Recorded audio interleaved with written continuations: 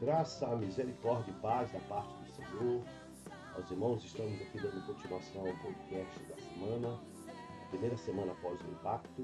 Nós já voltamos, semana passada, não estive na igreja quando estou afônico, peguei essa, né?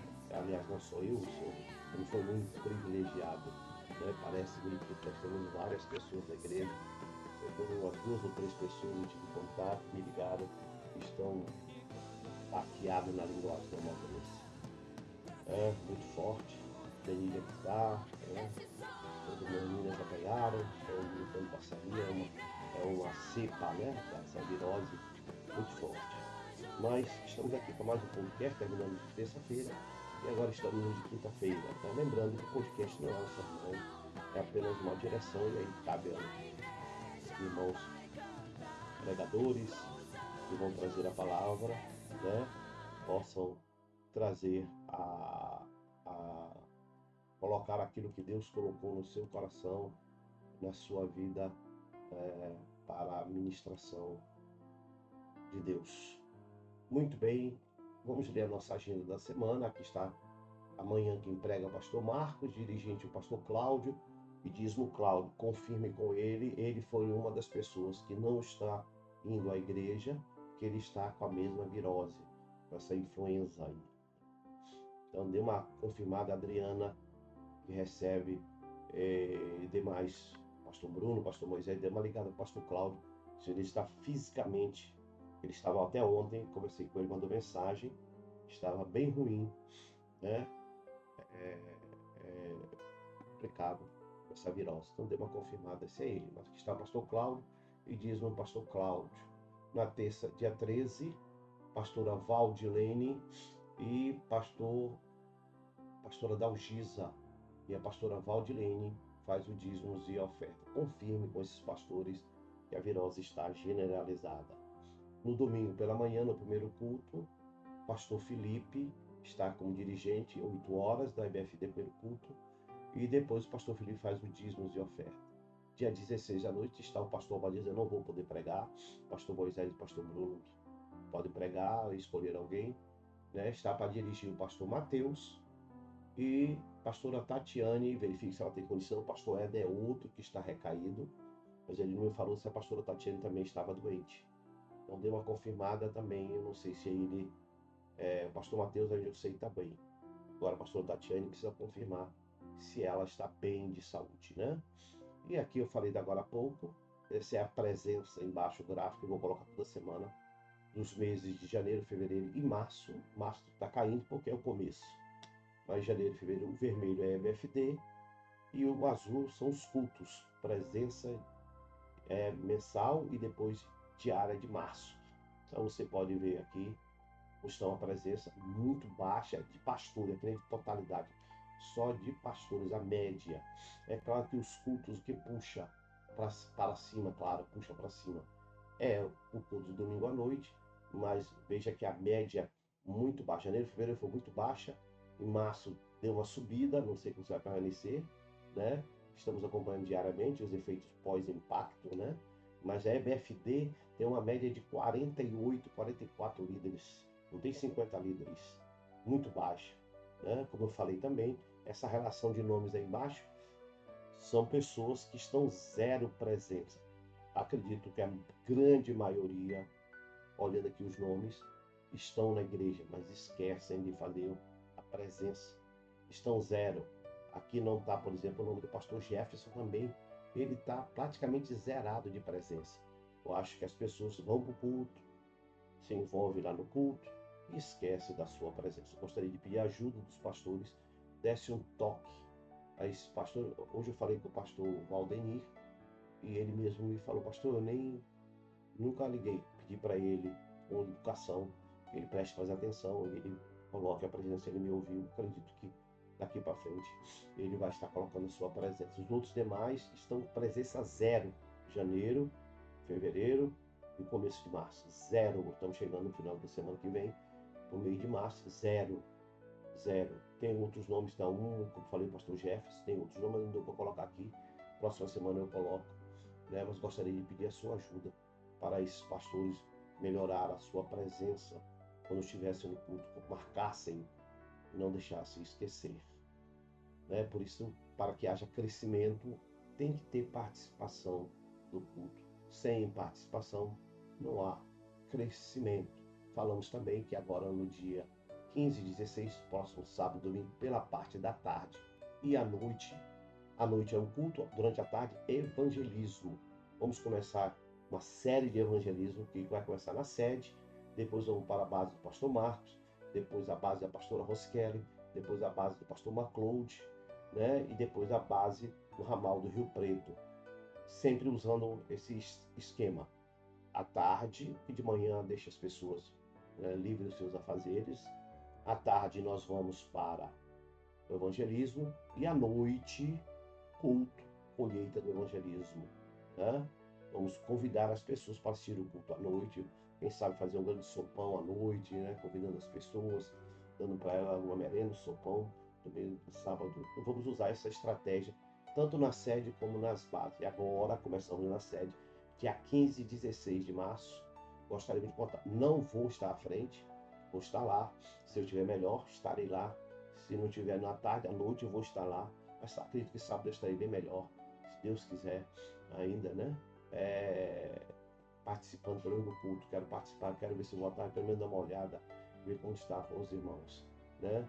Pedir para o pastor Felipe, Marcos, Queixa e outros pastores consolidadores a puxarem. Não vou puxar. Quero que os irmãos estejam à frente. Já falei com o pastor Felipe para chamar.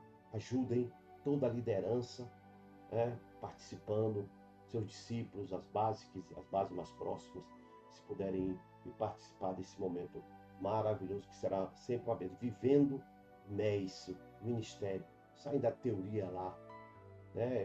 Bota tudo numa sala, ficar ministrando e as pessoas recebendo. Vamos para a prática, para a realidade, de fronte, confronte, convidando, chamando as pessoas para o culto, evangelismo institucional, igreja, convidando, esse é o base, a raiz da igreja, fazendo evangelismo à tarde e convidando, tanto no sábado, à tarde e culto à noite, ajuntando o culto jovem, fazendo culto alegre, feliz, como fizeram na praça, vamos fazer um tempo. Se quiserem fazer na praça, ótimo. Não sei se dá tempo, está muito em cima, então fazemos na igreja, sem problema nenhum.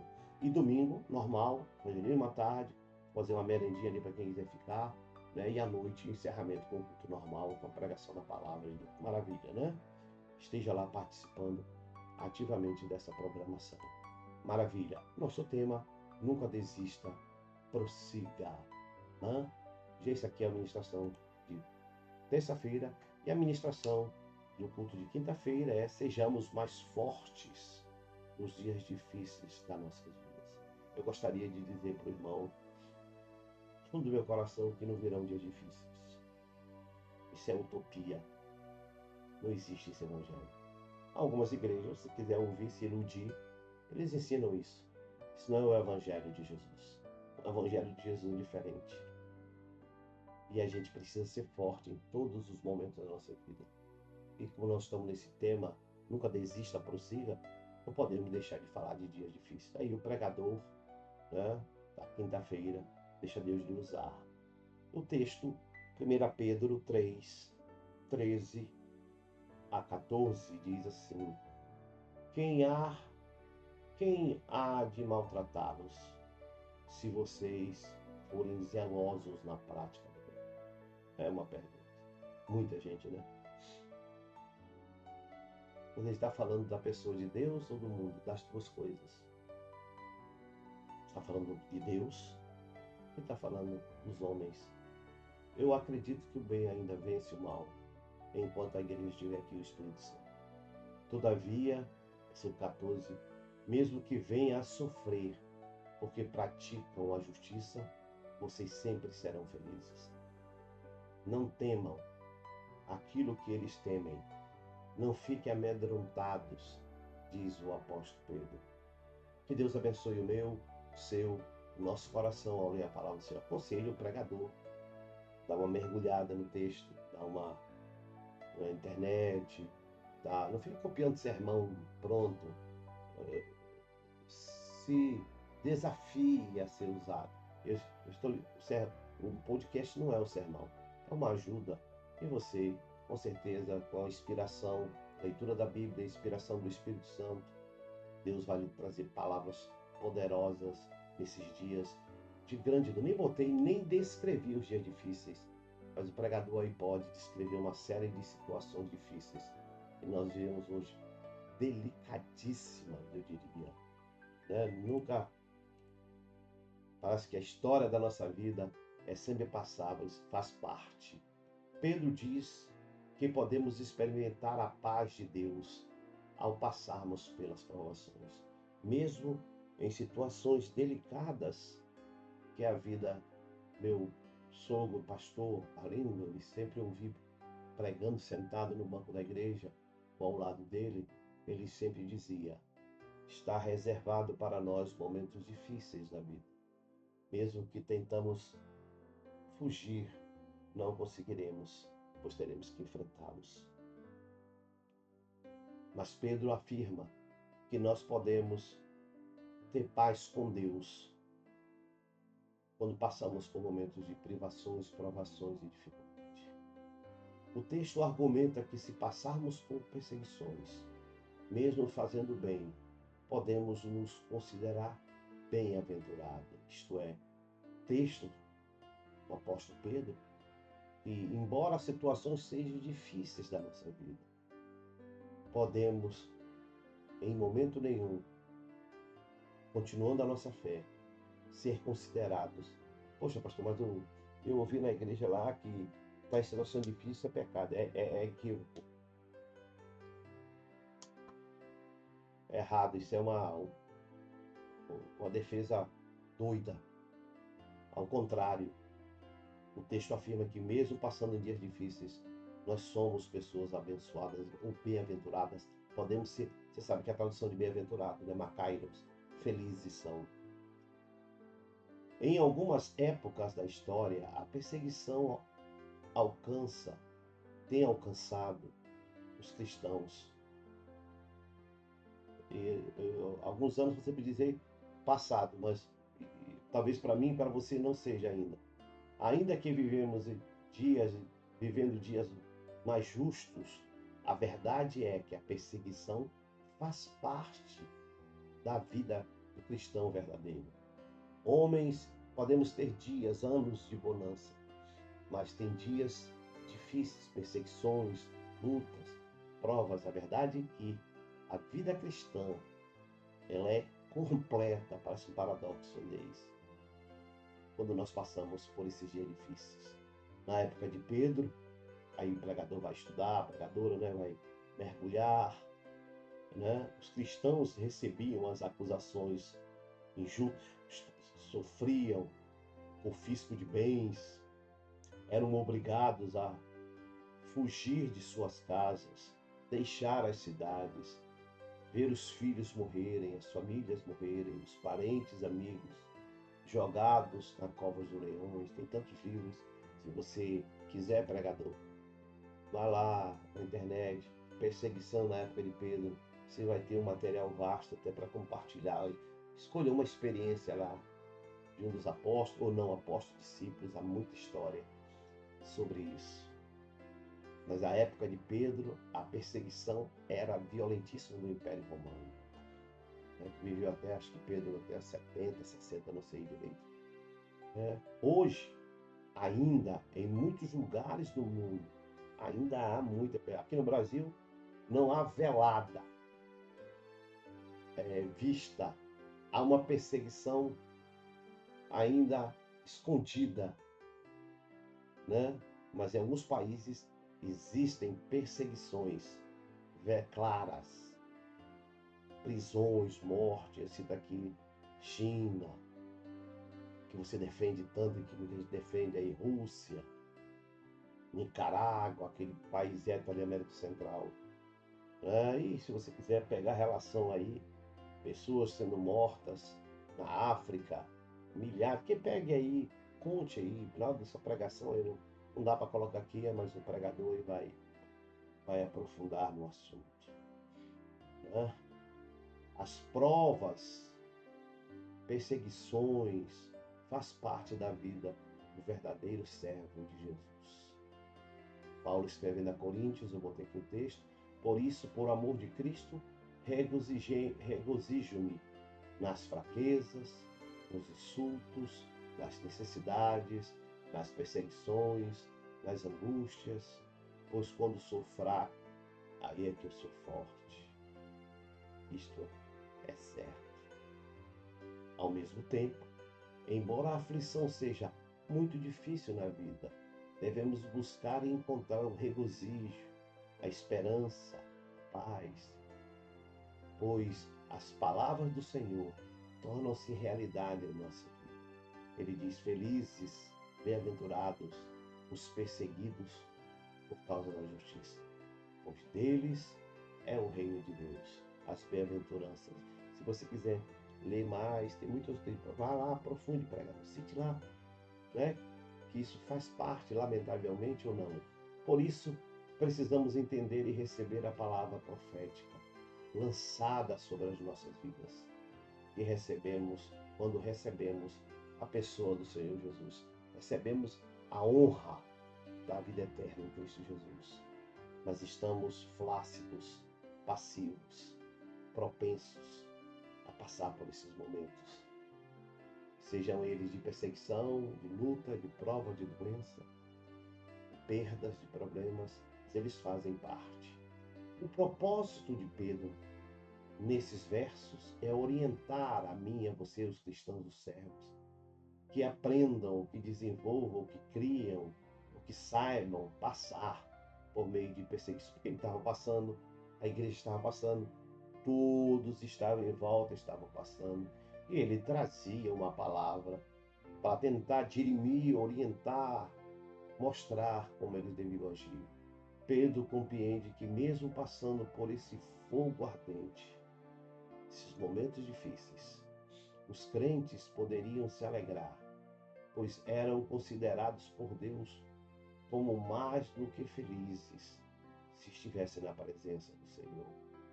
Por isso ele declara no versículo 13: quem há de maltratá-los se vocês forem zelosos na prática do bem? E se você quiser mais ler o resto, pode ler. Né? Sentiremos, embora um momento difícil, a presença dos homens maus, governos maus, demônios do inferno, império das trevas, podem vir sobre as nossas vidas, como tem vindo, mas se estamos agarrados na justiça, na esperança, seremos homens e mulheres mais felizes, homens mais alegres e mulheres. São vários níveis, e aí você pode encontrar, e aí pregador, aí você, né, vai lá, traz as nossas palavras aí, deixa Deus te usar, trazendo uma palavra de esperança. E aqui, pregador, eu descrevo, são vários níveis de perseguição, que precisamos ser fortes em situações que as pessoas podem se encontrar das mais variadas. Talvez alguém está participando de um sofrimento, esteja no outro nível. E eu coloco aqui para ajudar o pregador alguns níveis de perseguição diante do Senhor, mesmo que venha a sofrer, porque praticam a justiça, vocês sempre serão felizes, diz o apóstolo Pedro. Sempre. Poxa, pastor, no meio da dor, sim, sempre. Se você crer e confiar no Senhor. E alguns níveis de situações e perseguições ou problemas. O primeiro nível é o nível de sofrimento dos outros, que eu não conheço. Quando a gente abre a televisão, vê a miséria e o estado de alguém que é pior do que a gente sempre diz: eu estou reclamando, mas o meu estado é melhor do que o dele. Tem gente que passa. Então, esse é o nível de sofrimento que você pode estar sentindo. Não seu, mas o que você vê nos outros. E claro que a minha reação é diferente. O segundo nível é o nível de sofrimento dos outros que eu não conheço. Mas agora você olha para um vizinho, para um amigo, para alguém discípulo, que você conhece. Já é, mas é outro nível de reação. Terceiro nível de reação, nível de sofrimento de alguns dos meus familiares, primos, tios, distantes, eu não botei aqui porque não dá, né? Familiares, primos, tios, irmão da minha irmão da minha mãe, tio da minha mãe, avô da minha mãe, do meu sobrinho, já é outro nível de sofrimento. O quarto nível é o nível de sofrimento seu. Quem está sentindo sou eu. Quem está passando sou eu. Quem está enfrentando sou eu. E o quinto nível, acredito que é o mais difícil, é o nível de sofrimento de pessoas que amamos. Eu sofrer uma coisa, eu ver um filho meu, uma esposa minha sofrer, é outra coisa. Sim, mesmo nessas situações, o apóstolo Pedro diz, como declaramos, podemos encontrar conforto real na esperança de Cristo como resposta aos dias difíceis, maus, se confiamos no Senhor. Por isso, preciso desenvolver, buscar uma vida autêntica com o Senhor Jesus, para encontrar forças nesses momentos difíceis e cruéis que nós passamos. Parece fácil falar, mas não é.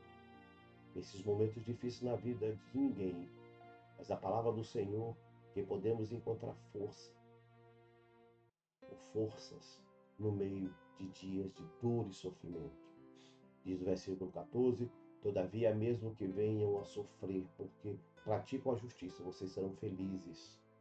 Não temam aquilo que eles temem.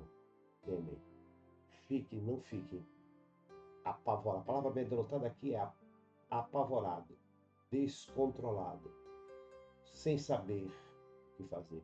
Confie, Deus dará a resposta. Aprendemos a cada dia de nós buscarmos força, segurança, firmeza e fé para esses dias duros, difíceis que enfrentaremos em nossas vidas.